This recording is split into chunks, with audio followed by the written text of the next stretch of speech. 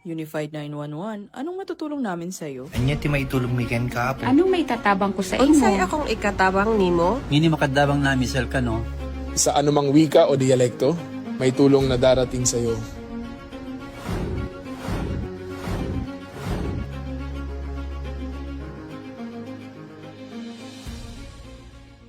Lilingkod sa bawat Pilipino at magbibigay ng tamang impormasyon para sa tahimik at maayos na Pilipinas. Police News Network, alagad ng batas, tagapagtaguyod ng balitang pulis, sandigan ng mamamayan, patnubay ng katotohanan. La Campo Crame, maghahatid ng pinakahuling kaganapan at nagbabagang balita. Ito ang PNN Police News Network. At ngayon, ang inyong mga tagapagbalita. Magandang araw bagong Pilipinas. Ako ang inyong alagad ng batas, tagataguyod ng balitang pulis. Ako po si Patrolwoman Evelyn Lumabi mula sa RMFB and CRPO. Maghahatid sa inyo ng tamang balita, kwento ng pulis at serbisyo para sa mamamayan. At ito ang PNP News Online. Ang pangunahing balita ng Police News Network, alagad ng batas, tagataguyod ng balitang pulis.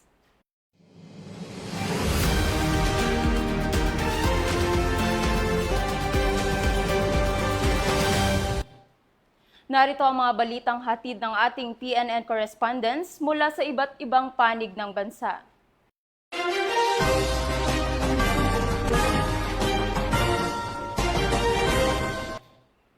Formal na inilunsad ang Mentoring 3.0, Coaching and Mentoring from the Heart of a True Leader.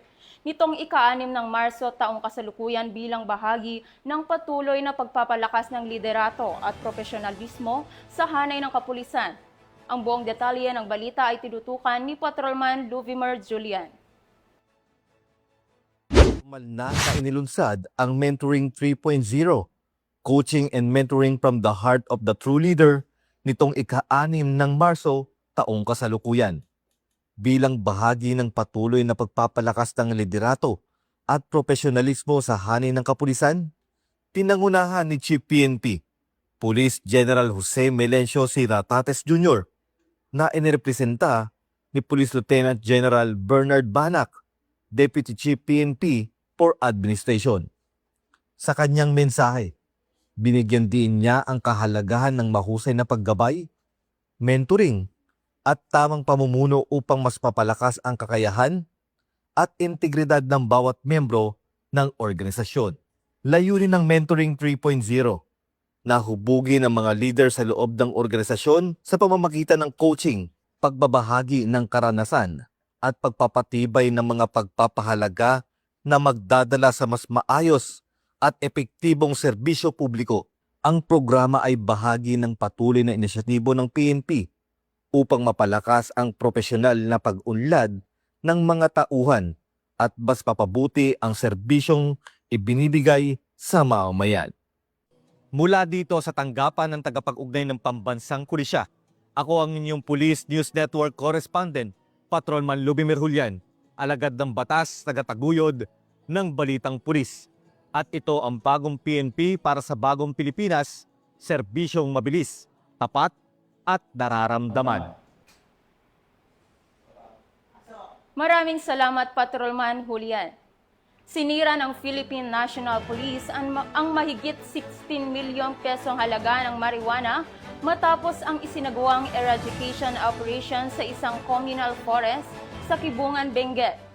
Sa operasyon na bunot at sinunog ng mga otoridad ang 8,350 fully grown marijuana plants at 120 kilo ng pinatuyong marijuana mula sa 4 na plantation sites. Ang buong detalye ng report ay tinutukan ni Patrolwoman Sari Bernales.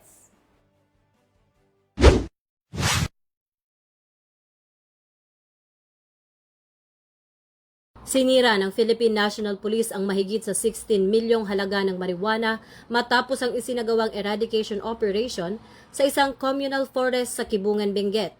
Sa operasyon, nabunot at sinunog ng mga otoridad ang 8,350 fully grown marijuana plants at nasa 120 kilo ng pinatuyong marijuana mula sa 4 na plantation sites. Ayon kay Chief PNP, Police General Jose Melencio Nartates Jr., bahagi ito ng pinaigting na kampanya ng pulisya laban sa iligal na droga, kasabay ng patuloy na intelligence at on-ground operations upang matuntun at tuluyang masira ang mga plantasyon ng marijuana sa mga liblib na lugar. Mula rito sa Campo Crame, ako po si Patrol Woman Sari Bernales, nagbabalita para sa Police News Network. At ito ang bagong PNP para sa bagong Pilipinas, serbisyong mabilis, tapat at nararamdaman.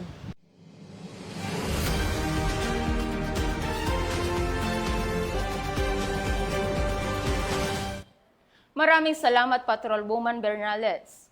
Isang medical at dental mission ang isinagawa para sa mga kababaihan ng Environmental Protection Division bilang bahagi ng pagdiriwang ng Women's Month 2026. Pinangunahan ng mga miyembro ng PNP ang aktibidad na naglalayong magbigay ng libreng serbisyong pangkalusugan sa mga kababaihan, kabilang na ang mga konsultasyon at dental check-up. Yan ang magandang balitang tinutukan ni Patrolwoman Jenny May Dolor.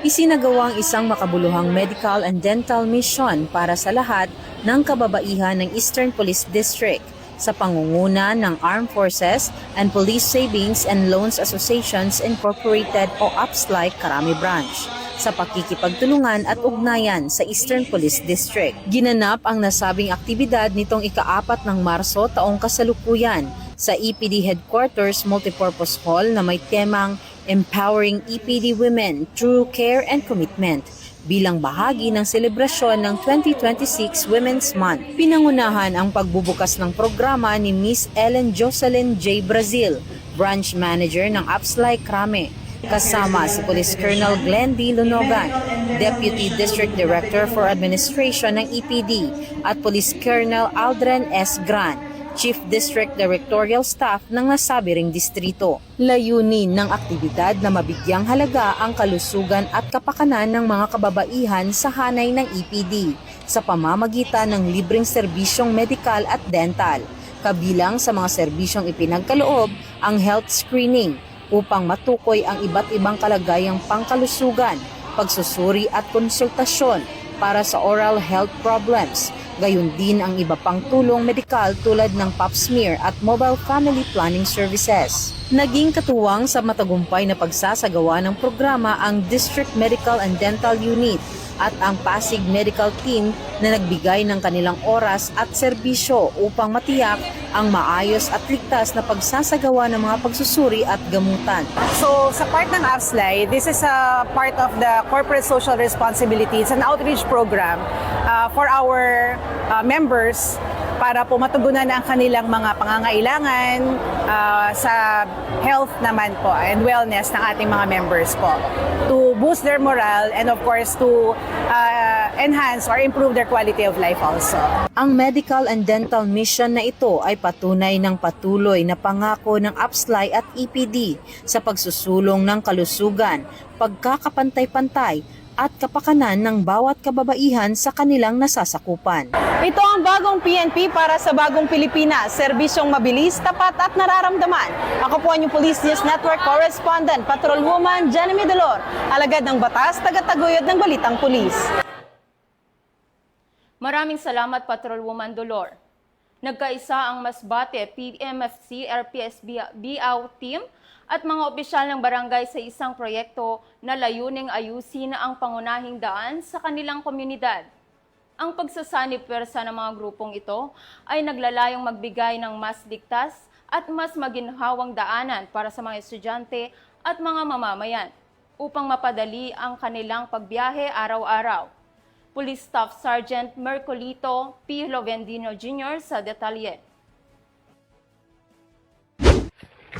Nagpakita ng tunay na diwa ng bayanihan ng Masbate 1st PMFC, RPSB Team Baaw, katuwang ang mga opisyal ng barangay sa pangunguna ni Honorable Telma Escalona sa muling pagsagawa ng sama-samang pagkilos upang ayusin at paunlarin ang daan ng araw-araw na tinatahak ng mga mag-aaral at mamamayan ng barangay.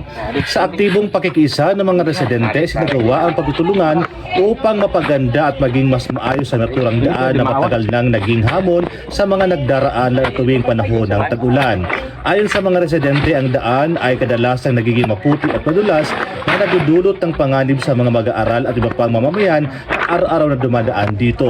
Sa pamamagitan ng sama-samang pagsisikap, taos-pusong dedikasyon at matibay na pagtulungan ng kapulisan, mga opisyal ng barangay at ng komunidad, ang dating maputik at delikadong daan ay unti-unti nang nagbabago tungo sa isang mas ligtas, maayos at mas maginhawang daanan para sa lahat.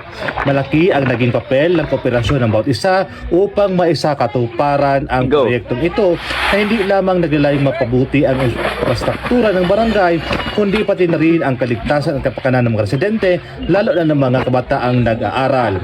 Muling pinatunayan ng RPSB na nagkakaisa at nagtulungan ang kapulisan at komunidad, nagiging posible ang tunay at makabuluhang pagbabago.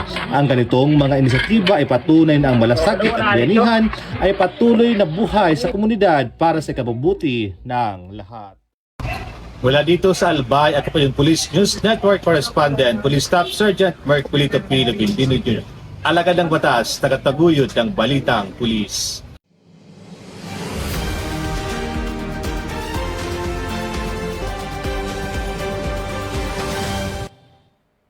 Maraming salamat Police Staff Sergeant Lovendino. Inaresto ng mga otoridad ang isang South Korean fugitive na wanted sa kasong fraud sa isang operasyon sa Batangas. Ang suspect na matagal nang pinaghahanap ng mga otoridad ay nahuli matapos ang koordinasyon sa mga international law enforcement agencies. Muling nagbabalita dyan si Patrolwoman Sari Bernales. Sa Batangas ang isang South Korean national na wanted sa kasong fraud matapos ang isinagawang enforcement operation ng mga otoridad. Kinilala ang suspect na si Kim Yong-chol, 62 taong gulang, na dinakip ng Fugitive Search Unit ng Bureau of Immigration sa kahabaan ng Tagaytay-Nasugbu Highway sa barangay Niyugan, Laurel, Batangas. Ayon sa ulat, gumagamit umano ang dayuhan ng peking pagkakakilanlan bilang Pilipino gamit ang mga falsified na dokumento upang magsagawa ng panlilinlang. Lumabas din sa record na may inilabas na Interpol Red Notice laban sa kanya kaugnay ng kasong fraud sa South Korea. Ako po si Patrolwoman Sari Bernales, nagbabalita para sa Police News Network. Alagad ng batas, tagataguyod ng Balitang Pulis. At ito ang bagong PNP para sa bagong Pilipinas. Serbisyong mabilis, tapat at nararamdaman.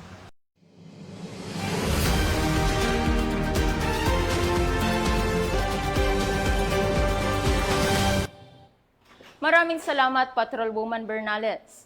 Isang matagumpay na buy-bust operation ang isinagawa ng mga otoridad na nagresulta sa pagkukumpiska ng humigit kumulang 816,000 pisong halaga ng illegal na droga. Ibabalita yan ni Patrolwoman Jane Rose Bohol. Ito ang isang hinalang tulak ng illegal na droga matapos masakote sa buy-bust operation ng mga operatiba ng pulisya sa Punta Makabalan, Cagayan de Oro City.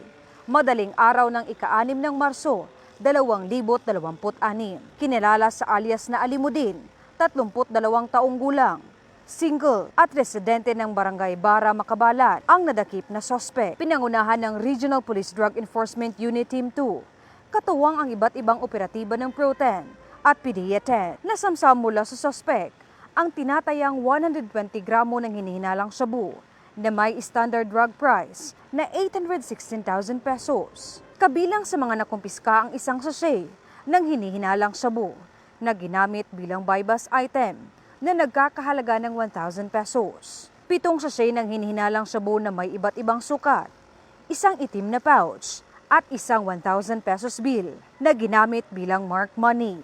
Agad na inaresto ang suspect matapos ang transaksyon at kasalukuyang nakapiit sa Maharlika Detention Facility para sa kaukulang disposisyon. Samantala, ang mga nakumpiskang hinihinalang iligal na droga ay dadalhin sa Regional Forensic Unit 10 bilang bahagi ng investigasyon.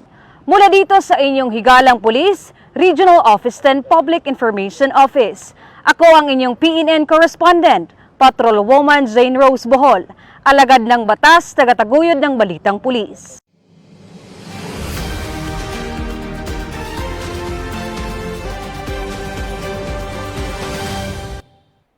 Maraming salamat, Patrolwoman Bohol. Bilang bahagi ng pagsusumikap na magbigay ng mas maayos na serbisyo publiko, 11 na solar lights ang ikinabit sa Barangay Tawad sa tulong ng Masbate 2nd Provincial Mobile Force Company at mga lokal na opisyal ng barangay. Police Staff Sergeant Mercolito Lovendino Jr. muling magbabalita.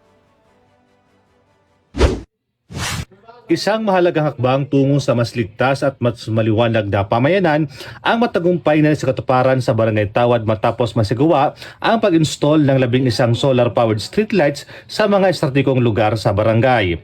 Ang nasabing proyekto ay pinangunahan ng mga tauhan ng Masbate 2nd PMFC, RPSB Team Tawad sa pamumuno ni Police Staff Sergeant Christian Louis Mondeñedo, team leader sa pakikipagtulungan ng opisyal ng Barangay Tawad sa pangunan ni Honorable Aldi Abaro. Nagkasa rin sa gawain ng mga miyembro ng Barangay Peacekeeping Action Teams na tumulong sa paglagay ng mga solar streetlights upang matiyak ang maayos at matagumpay na implementasyon ng proyekto. Layunin ng programang ito na mapabuti ang kaligtasan at seguridad sa komunidad sa pamamagitan ng pagbibigay ng sapat na ilaw sa mga lansangan, lalo na sa gabi.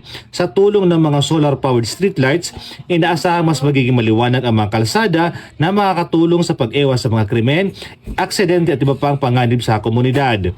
Ayon sa mga opisyal, ang nasabing proyekto ay patunay ng matibay na kooperasyon at pagkakaisa ng kapulisan at ng lokal na pamahalaan ng barangay para sa kapakanan ng mga mamamayan. Patuloy namang hinikayat ng kapulisan ang aktibong pagkikilahok ng komunidad sa mga programang naglayong mapaunatili ang kaayusan, kaligtasan at kagapatan sa barangay. Sa pamamagitan ng ganitong mga inisyatiba, lalong pinatitibay ng ugnayan ng kapulisan at mamamayan tungo sa isang layunin, ang pagkaroon ng isang mas ligtas, maliwanag at maunlad na pamayanan. Mula dito sa Bicol Region, ako po yung Police News Network Correspondent, Police Staff Sergeant Mercolito P. Lovendino Jr., alagad ng batas, tagataguyod ng balitang pulis.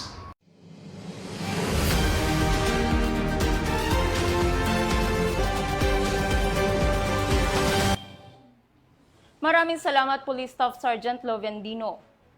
Ipinahayag ng Philippine National Police ang kanilang buong suporta sa pinaigting na kampanya laban sa fake news sa bansa.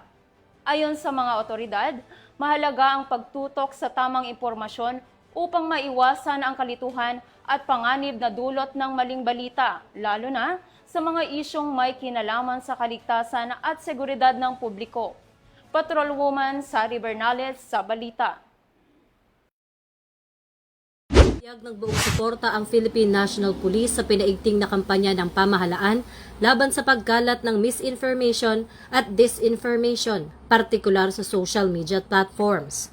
Ayon kay Chief PNP Police General Jose Melencio Nartates Jr., paigtingin ng pulisya ang 24/7 cyber patrolling at pakikipag-ugnayan sa anti-fake news desk ng Presidential Communications Office upang mapabilis ang pagtukoy at pag-debunk ng maling impormasyon, habang inatasan din ang mga police units na gamitin ang kanilang opisyal na social media pages upang agad na itama ang mga kumakalat na maling balita sa kanilang mga komunidad. Mula rito sa Campo Crame, ako po si Patrolwoman Sari Bernales, nagbabalita para sa Police News Network. At ito ang bagong PNP para sa bagong Pilipinas, serbisyong mabilis, tapat at nararamdaman.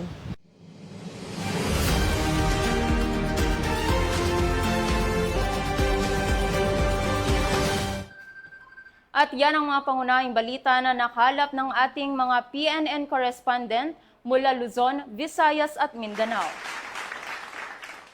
At bago tayo magtapos, nais po naming magpasalamat kay Police Colonel Alikhan A. Yusop, ang Chief ng Salaang Police Center ng Directorate for Police Community Relations sa mga ipinamahagi nitong dates para sa mga personnel ng PCAG. Maraming salamat po, sir. At binabati rin po natin si Miss Carol Sapuay para sa kanyang ika-50th birthday. Mula po rito sa PNN Family, maligayang kaarawan po ma'am. Para sa mas malawak at mabilis na ulat ng mga balita, huwag kalimutang mag-like at follow sa aming official social media accounts. Tutok lang sa aming YouTube channel para sa mga live stream at replays. At i-follow kami sa X para sa mga real-time updates. Manatiling mapagmatyag at laging alam ang totoo. Sa ngalan ng pamunuan ng Philippine National Police, sa pangunan ni Chief PNP Police General Jose Melencio Nartates Jr. at sa pamumuno ni President Ferdinand Bongbong Marcos Jr. Kami ay maglilingkod sa bawat Pilipino at magbibigay ng tama at balanseng balita. Mula rito sa tanggapan ng tagapag-ugnay ng pambansang pulisya, kami ang inyong alagad ng batas, tagataguyod ng balitang pulis. Ako ang inyong tagapag-ugnay, Patrolwoman Evelyn Dumabi mula sa RMFB and CRPO. Maghahatid ng tamang balita, kwento ng pulis at serbisyo para sa mamamayan. At ito ang PNP News Online. Ito ang bagong PNP para sa bagong Pilipinas. Serbisyong mabilis, tapat at nararamdaman.